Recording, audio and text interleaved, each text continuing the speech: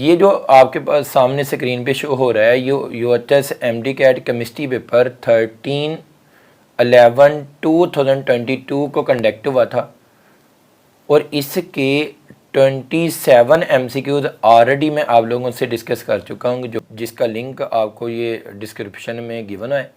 और next 27 MCQs जो है वो मैं आप लोगों से आज डिस्कस करने जा रहा हूँ। जी बेटा, MCQ number 28, why dimer of aluminium chloride is form.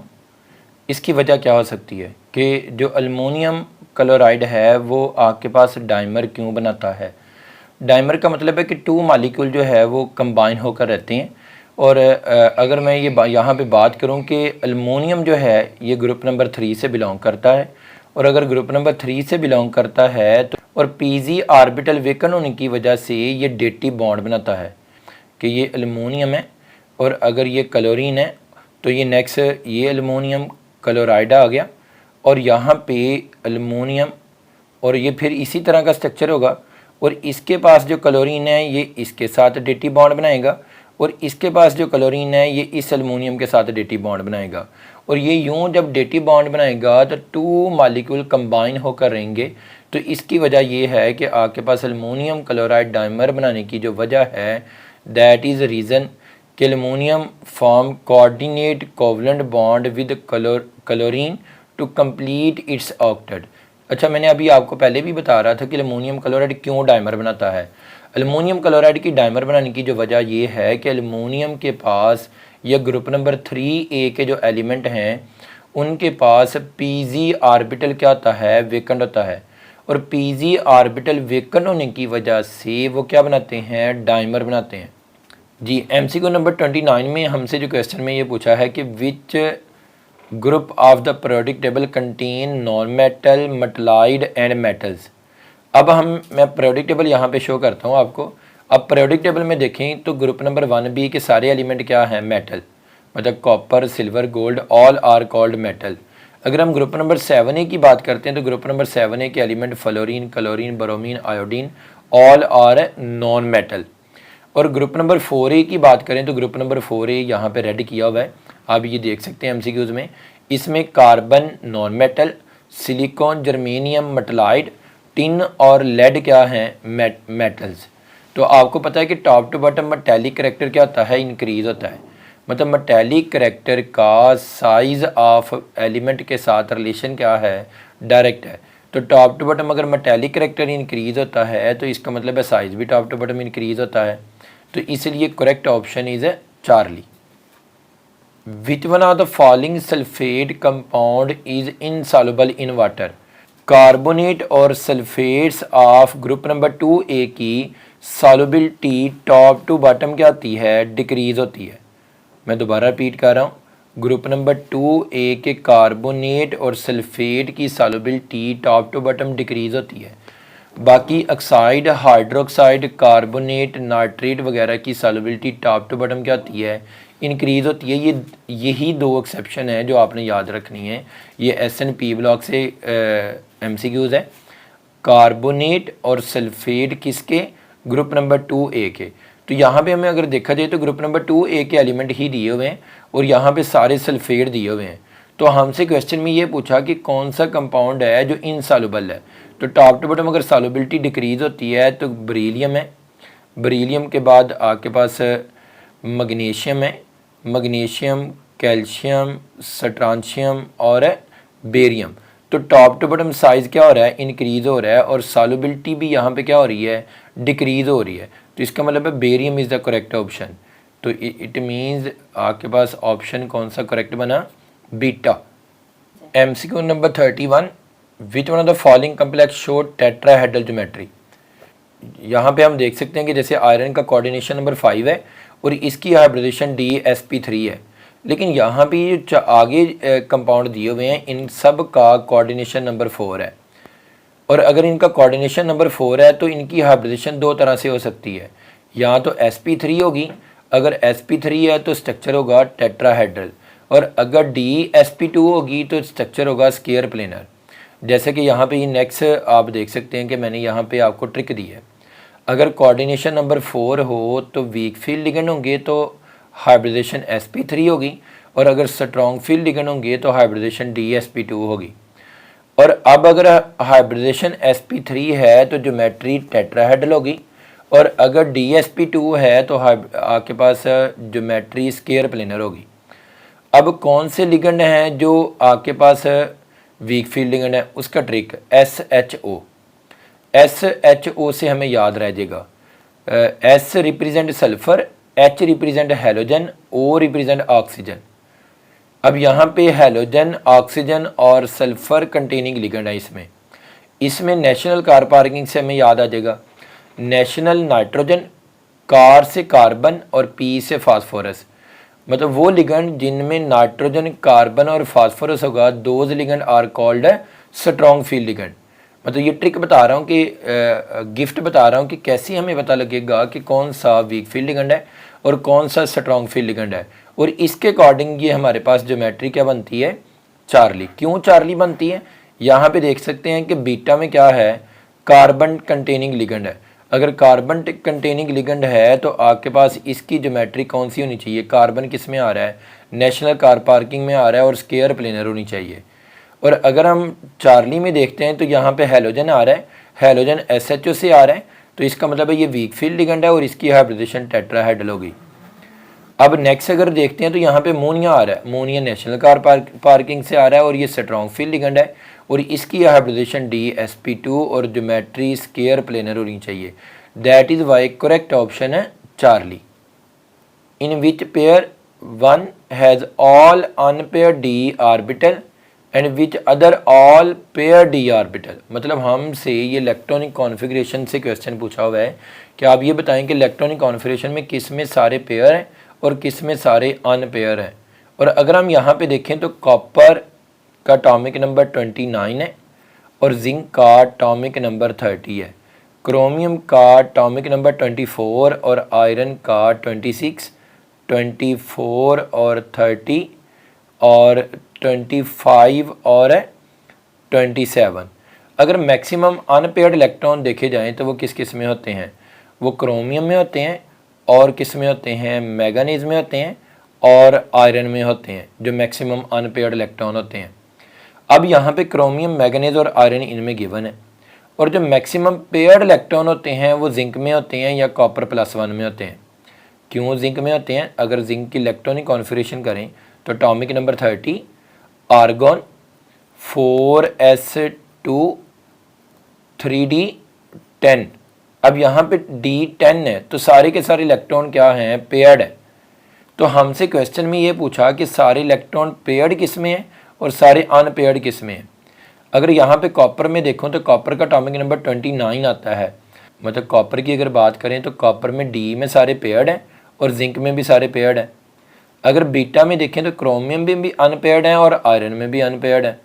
अगर मैं चार्ली में देखता हूँ तो चार्ली में क्रोमियम में अनपेयर्ड है और जिंक में पेयर्ड है। और अगर डेल्टा में देखो तो मैंगनीज में भी अनपेयर्ड है और आपके पास कोबाल्ट में भी अनपेयर्ड है। हमसे क्वेश्चन में पूछा कि पहले अनपेयर्ड और बाद में पेयर्ड, तो इसका मतलब है करेक्ट ऑप्शन कौन सा बनता है, chromium and zinc. Charlie option is the correct option.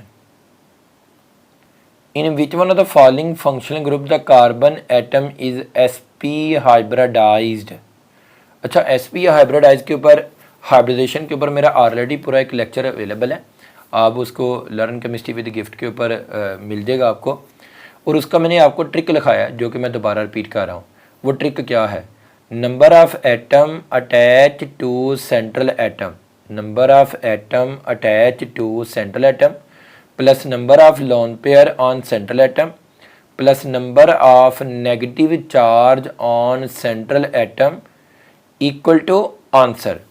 अगर हमारा आंसर आ जाता है 2 तो इट मीन्स हाइब्रिडेशन sp है। अगर आंसर 3 आता है तो हाइब्रिडेशन sp2 है। और अगर आंसर हमारा 4 आता है तो हाइब्रिडेशन sp, ये एल्डिहाइड है। इसमें ये कार्बन कितने एटम से अटैच है, इधर एक कार्बन से अटैच है, इधर ऑक्सीजन से अटैच है, इधर हाइड्रोजन से अटैच है। इट मीन्स यहाँ 3 एटम से अटैच है तो हाइब्रिडेशन इसकी sp2 है। सेम लाइक कार्बोक्सिल ग्रुप है तो इसमें भी कार्बोनाइल ग्रुप है। और कार्बोनाइल ग्रुप की हमेशा हाइब्रिडेशन याद रखना कि क्या होती है, sp2 होती है। अब साइनाइड आ गया, देखो इसमें भी कार्बोनिल ग्रुप है, इसमें भी कार्बोनिल ग्रुप है, इसमें भी कार्बोनिल ग्रुप है। इन सब की हाइब्रिडेशन sp2 है क्योंकि इन सब में C double bond O present है। और लेकिन जो साइनाइड है, अगर हम इसको देखें तो ओपन करके देख लेते हैं। साइनाइड में कार्बन, इधर एक कार्बन से अटैच है, इधर एक नाइट्रोजन से अटैच है, तो ये दो एटम से अटैच है और इसकी हाइब्रिडेशन है sp है। That is why the correct option है Charlie. The compound containing RSH functional group. अच्छा, SH फंक्शनल ग्रुप का मीनिंग क्या है? थायो ग्रुप। और थायो ग्रुप का मतलब है कि ये कौन सा ग्रुप है? जैसे आप यहाँ पे देख सकते हैं अल्कोहल, तो ये ROH होता है, और अगर इसी O की जगह पे S लगा दिया जाए तो दैट इज़ कॉल्ड थायो अल्कोहल। एक जर्नल फंक्शनल ग्रुप से फंडामेंटल कंसेप्ट से क्वेश्चन है, तो यहाँ पे हमने सिंपल फंक्शनल ग्रुप याद करने हैं। जैसा कि यहाँ पे अल्कोहल में देखें तो ये OH आना चाहिए था, थायो अल्कोहल में क्या आना चाहिए था? SH आना चाहिए था, और थायो ईथर में आपके पास सल्फ़र और दोनों तरफ कार्बन होना चाहिए था। जैसे यहाँ पे ऑक्सीजन की जगह पे सल्फ़र आ गया तो थायो अल्कोहल, और ईथर में अगर ऑक्सीजन की जगह पे सल्फ़र आ जाए तो थायो ईथर, और नाइट्राइल आल्सो कॉल्ड है साइनाइड। तो यहाँ पे जो थायो अल्कोहल का ऑप्शन है करेक्ट ऑप्शन है। तो number of isomer of hydrocarbon having molecular formula C4H8। अच्छा, C4H8 जो है ये किस किस का फार्मूला है? साइक्लो अल्कीन का फार्मूला है, और किसका फार्मूला है? अल्कीन का फार्मूला है। यही क्वेश्चन UHS 2020 में कह लें या PM से 2020 में कह लें कि ये MCQs आया था, और वहाँ पे पूछा था कि आप ये बताएं कि साइक्लो अल्कीन का फार्मूला क्या है। तो साइक्लो अल्कीन का फार्मूला CnH2n है, और ये उसी के फार्मूला को फॉलो कर रहा है। इसका मीनिंग है कि जब हमने इसके फंक्शनल ग्रुप ड्रा करने हैं तो इन दोनों के अकॉर्डिंग ड्रा करने हैं। साइक्लो अल्कीन और अल्कीन के अकॉर्डिंग, दोनों के अकॉर्डिंग हमने फंक्शनल ग्रुप ड्रा करने हैं। अगर हम साइक्लो अल्कीन के अकॉर्डिंग ड्रा करते हैं तो हमारे पास यहाँ पे ये दिया हुआ है मिथाइल साइक्लोप्रोपेन और साइक्लोब्यूटेन, ये दो बनते हैं। और अगर हम इसके अल्कीन के अकॉर्डिंग करते हैं तो अल्कीन के अकॉर्डिंग एक बनता है 1 ब्यूटीन, दूसरा बनता है 2 ब्यूटीन, और तीसरा बनता है 2 मिथाइल प्रोपीन। ये प्रोपीन आएगा, 2 methyl propene. Alkyl benzene is form when benzene is treated with an alkyl halide in the presence of anhydrous aluminum chloride, identify the type of reaction। बहुत इजी है कि हमने क्या करवाना है? अल्काइलेशन करवानी है, और अल्काइलेशन जब हमने करवानी है मतलब अल्काइल बेंजीन बनानी है। यहाँ से हमें नज़र आ रहा है कि हमने अल्काइल बेंजीन बनानी है, तो इट मीन्स हमने अल्काइलेशन करवानी है। और अल्काइलेशन असाइलेशन दो तरह का टॉपिक होता है जो हमने electrophilic substitution reaction of benzene chapter number 9 PTB book में पढ़ा था। एक है फ्राइडल क्राफ असाइलेशन और दूसरा है फ्राइडल क्राफ अल्काइलेशन। हमारा correct option Friedl crop alkylation है। फ्राइडल क्राफ अल्काइलेशन क्यों है? क्योंकि हमने अल्काइल बेंजीन को प्रोड्यूस करवाना है। 3 alternate single and double bond in benzene are called. ये स्ट्रक्चर गिवन है। इस स्ट्रक्चर में देखें ये बेंजीन का रिंग है, ये जो रेड नज़र आ रहा है आपको ये बेंजीन का रिंग है, और इसके ऊपर ये 2pz ऑर्बिटल हर कार्बन के पास अवेलेबल है। और ये जो रेड है ये अबव द प्लेन है, और ये जो ग्रीन है ये बिलो द प्लेन है। जितने भी pz orbital above the plane है इन्होंने आपस में क्या की है? ओवरलैपिंग की है। और जितने भी ग्रीन जो नीचे नज़र आ रही हैं ये आपके पास बिलो द प्लेन इन्होंने ओवरलैपिंग की है। और ओवरलैपिंग करने की वजह से इन्होंने delocalise pi electron charge develop किया है। और delocalise pi electron charge also called conjugate bond. तो इसलिए करेक्ट ऑप्शन कौन सा बना? कॉन्जुगेशन। मतलब conjugation also called delocalisation, तो इसलिए करेक्ट ऑप्शन जो है ये आपके पास बनता है alpha. Which one of the following compound is more acidic. अच्छा, मोर एसिडिक, एसिडिक का मतलब यहाँ पे क्या है कि एसिडिक हाइड्रोजन वो होगी, ये पॉइंट नोट करने वाला है, एसिडिक हाइड्रोजन वो होगी जो हाईली इलेक्ट्रोनेगेटिव एटम से अटैच हो। मतलब कोई भी एसिड की आप बात करें, जैसे हम यहाँ पे बात करते हैं नाइट्रिक एसिड, तो नाइट्रिक एसिड में हाइड्रोजन किससे अटैच है? ऑक्सीजन से अटैच है। सल्फ्यूरिक एसिड हाइड्रोजन किससे अटैच है, ऑक्सीजन से अटैच है।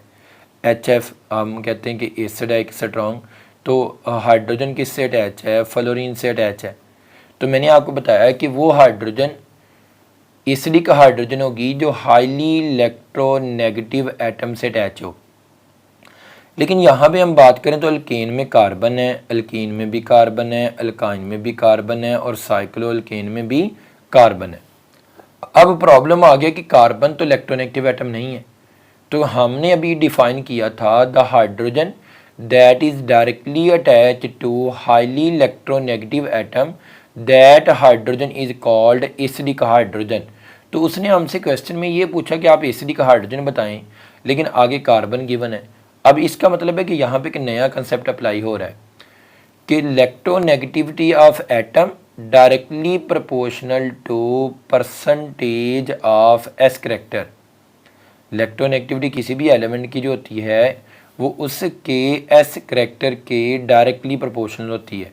मैं दोबारा यहाँ पर रिपीट कर रहा हूँ कि इलेक्ट्रोनेगेटिविटी किसी भी एलिमेंट की डायरेक्टली प्रोपोर्शनल टू किसके है, परसेंटेज ऑफ एस करेक्टर के है। जितना एस करेक्टर ज़्यादा होगा उतनी उस एलिमेंट की इलेक्ट्रोनेगेटिविटी ज़्यादा हो जाएगी, और जितनी इलेक्ट्रोनेगेटिविटी ज़्यादा हो जाएगी उतना उसके साथ अटैच हाइड्रोजन भी क्या हो जाएगा, एसिडिक हाइड्रोजन हो जाएगा।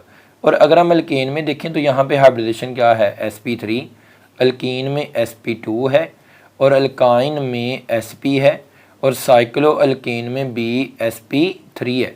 हमारा कंसर्न ये है कि सबसे ज़्यादा एस करेक्टर कहाँ पे पाया जा रहा है, तो सबसे ज़्यादा जो 50% एस करेक्टर है वो किस में है, अल्काइन में। टर्मिनल अल्काइन वाला जो कार्बन है ये sp कार्बन है, और sp कार्बन के साथ जो हाइड्रोजन है ये हाइड्रोजन है, एसिडिक हाइड्रोजन है। Consider the chlorination of methane, the attack of chlorine free radical on the methane form methyl free radical. अच्छा, यहाँ पे स्टेटमेंट को ध्यान से पढ़ें तो क्या हो रहा है, रेडिकल ही कंज्यूम हो रहा है और रेडिकल ही प्रोड्यूस हो रहा है। तो मैं आपको हेलोजिनेशन के 3 स्टेप हैं वो बताने लगा हूँ। इनिशिएशन में प्रोडक्शन ऑफ फ्री रेडिकल होता है, अगर रेडिकल प्रोड्यूस हो रहा हो तो that step is called initiation. Free radical consume हो और फ्री रेडिकल ही क्या हो, प्रोड्यूस हो, तो that step is called propagation. Termination, combination of free radical to form stable molecule, that is called termination. मुझे क्वेश्चन में ये कहा है कि रेडिकल कंज्यूम भी हो रहा है और रेडिकल प्रोड्यूस भी हो रहा है, तो इट मीन्स ये कौन सा स्टेप है, प्रोपोगेशन स्टेप है। देखेंगे ये रेडिकल यहाँ पे कंज्यूम हो रहा है और नेक्स्ट रेडिकल क्या हो रहा है, प्रोड्यूस हो रहा है, तो this is called propagation. Ratio of sigma to pi electron in benzene, अगर sigma to pi electron benzene की बात करें तो यहाँ पे हमने देखना है कि बेंजीन में सिग्मा बॉन्ड कितने हैं। सिग्मा बॉन्ड जो है वो आपके पास कार्बन टू कार्बन कितने हैं, कार्बन टू कार्बन 6 हैं और कार्बन टू हाइड्रोजन भी कितने हैं, 6 हैं। टोटल सिग्मा बॉन्ड कितने हुए, 12। और बेंजीन में पाई बॉन्ड कितने हैं, बेंजीन में पाई बॉन्ड है 3 है। रेशो निकाल लेते हैं, 12:3। अगर मैं इसी को 3 पे क्या कर देता हूँ, डिवाइड कर देता हूँ, तो ये रेशो बनती है 4:1। तो that is why correct option है Charlie. When halogen is remove from alkyl halide, हमारी बुक में स्टेबिलिटी ऑर्डर दिया हुआ है और यहाँ पे हमसे रिएक्टिविटी ऑर्डर पूछा हुआ है, तो इसलिए ये ध्यान से करने वाला क्वेश्चन है। When halogen is remove from the alkyl halide, carbocation is form, identify the most reactive carbocation. अच्छा, कार्बोकेटाइन का जो स्टेबिलिटी ऑर्डर है वो क्या है, सबसे ज़्यादा स्टेबल जो कार्बोकेटाइन है वो टर्शरी कार्बोकेटाइन है ड्यू टू इंडक्टिव इफेक्ट, और फिर उसके बाद सेकेंडरी कार्बोकेटाइन और फिर उसके बाद primary carbocation. This is the stability order of carbocation, ये कार्बोकेटाइन का स्टेबिलिटी ऑर्डर है। लेकिन उसने हमसे रिएक्टिव ऑर्डर पूछा है।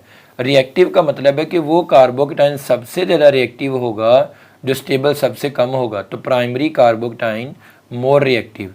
मिथाइल कार्बोकेटाइन सबसे ज़्यादा जो है वो रिएक्टिव होगा क्योंकि ये सबसे कम स्टेबल है। और अगर प्राइमरी कार्बोकेटाइन में देखें तो यहाँ पे CH3 CH2 पॉजिटिव, और इन दोनों में से ज़्यादा रिएक्टिव कौन है, ये वाला, क्योंकि इसमें इंडक्टिव इफेक्ट है लेकिन इसमें इंडक्टिव इफेक्ट नहीं है, तो that is why correct option है delta. MCQ number 42 database question है। Freon is commonly known as, जो फ्रेन है ये नीचे मैंने डेफिनेशन लिखी है, Freon is a trade name of group chlorofluorocarbon use primarily as a refrigerant. यहाँ पे मेंशन है, इसकी डेफिनेशन में ही लाइन मेंशन है कि ये रेफ्रिजरेंट के लिए तो जो है वो मेनली यूज़ होते हैं। तो इसका मतलब है कि करेक्ट ऑप्शन अल्फ़ा, और ये ओनली डेटाबेस क्वेश्चन। प्राइमरी का हाईलाइट है, सेकेंडरी का हाईलाइट है, तो उसके लिए very important gift, alpha carbon is the primary carbon. अगर अल्फ़ा कार्बन प्राइमरी कार्बन तो compound primary, if alpha carbon is the secondary carbon तो compound secondary, if the alpha carbon is the tertiary carbon तो compound है tertiary. अब problem आ गया alpha carbon कौन सी कार्बन है और primary carbon, secondary carbon, tertiary carbon कौन सी है। इन दोनों के लिए डेफिनेशन प्रॉपर नोट करनी है। Number 1 alpha carbon, the carbon which directly attach to functional group that carbon is called alpha carbon. The carbon which directly attach to functional group that carbon is called alpha carbon. अब next 3 problem है primary, secondary और tertiary में, ये आसान है। Primary carbon, the carbon which directly attach to 1 carbon और no carbon that carbon is called primary carbon. The carbon which directly attach to 2 carbon that carbon is called secondary carbon. The carbon which directly attach to 3 carbon that carbon is called tertiary carbon. अब यहाँ पे हमें question में पूछा new pentyl chloride, तो हमने यहाँ पे न्यू पेंटाइल क्लोराइड का स्ट्रक्चर ड्रा किया। अब यहाँ पे क्लोराइड क्या है, फंक्शनल ग्रुप है, और फंक्शनल ग्रुप के साथ वाली कार्बन अल्फ़ा कार्बन है, और अल्फ़ा कार्बन नेक्स्ट कितनी कार्बन से अटैच है, 1 कार्बन से अटैच है। It means alpha carbon primary carbon है। अगर अल्फ़ा कार्बन प्राइमरी कार्बन है तो ये अल्काइल हैलाइड कौन सा अल्काइल हैलाइड है, प्राइमरी अल्काइल हैलाइड है। और अल्काइल हैलाइड की definition mono halo alkane are called alkyl halide. What is the common name of 1,2,3 propane triol. 1,2,3 propane triol का हम क्या कर लेते हैं, स्ट्रक्चर ड्रा करते हैं और आपको फ़ौरन याद आ जाएगा कि इसका कॉमन नेम क्या है। ये हमारी पीटीबी में चैप्टर नंबर 11 में इसका स्ट्रक्चर गिवन है। तो ये आप बताएं कि ये कौन सा कंपाउंड है जिसका ये नाम लिखा हुआ है 1,2,3 propane triol also called glycerol. Benzene is form when sodium react with which one of the following. हम जनरली पढ़ते हैं कि जब भी फिनोल किसी भी एक्टिव मेटल के साथ रिएक्ट करती है तो उसका ऑक्सीजन क्या हो जाता है, रिमूव हो जाता है, क्योंकि active metal act as a reducing agent. तो फिनोल की क्या हो जाती है, रिडक्शन हो जाती है। और अगर फिनोल की रिडक्शन हो तो करेक्ट ऑप्शन जो है वो बताना ये चाह रहा है कि बेंजीन किससे बनेगा, तो बेंजीन जो है वो फिनोल से बनेगा अगर सोडियम या जिंक इससे रिएक्ट करता है, तो that is why correct option है delta. When phenol react with formaldehyde which one of the following product is form. अब देखिए फॉर्मल्डिहाइड और जब आपके पास फिनोल आपस में कंबाइन करते हैं तो उसके रिजल्ट में क्या बनता है, बैकलेट बनता है। और बैकलेट जो है ये प्लास्टिक है, और यहाँ पे क्या हुआ है कि 2 स्मॉल मालिक्यूल ने कंबाइन किया और एक लार्ज मालिक्यूल प्रोड्यूस कर दिया। जब भी 2 स्मॉल मालिक्यूल कंबाइन करके एक लार्ज मालिक्यूल प्रोड्यूस कर दें, the large molecule is called adduct. मतलब ये अडक्ट की डेफिनेशन है, और डेफिनेशन की वजह से उसने एक रिएक्शन को चेंज करके कंफ्यूज किया हुआ है। तो that is why correct option है अल्फ़ा। मैं अडक्ट की डेफिनेशन दोबारा बता रहा हूँ, मैं अडक्ट की डेफिनेशन दोबारा डिफाइन कर रहा हूँ। When 2 or more than 2 small molecule combine to form a large molecule, the resulting product is called adduct. So that is why the correct option है alpha. Which one of the following is the correct name of this compound? ये compound दिया हुआ है और हमने इसका correct name बताना है। अब यहाँ पे देखेंगे ये जो आपके पास है ये अल्डिहाइड है, और अल्डिहाइड की नंबरिंग कर लें 1 2 3 4 5 और 6, लेकिन यहाँ पे जो 3 पोजीशन है यहाँ पे कीटोन दिया हुआ है। और याद रखना कि कीटोन जब भी सब्स्टिट्यूशन में आ जाए, तो कीटोन अगर सब्स्टिट्यूशन में आ रहा है तो उसके लिए जो वर्ड यूज़ करेंगे ऑक्सो वर्ड यूज़ करेंगे।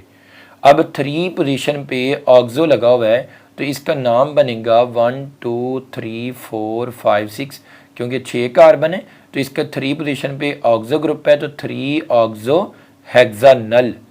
अगर अल्डिहाइड है तो अल्केन के ई को रिप्लेस किससे कर दिया, अल्केन के ई को रिप्लेस कर दिया एल से। तो correct option 3 oxo hexanal. MCQ number 48।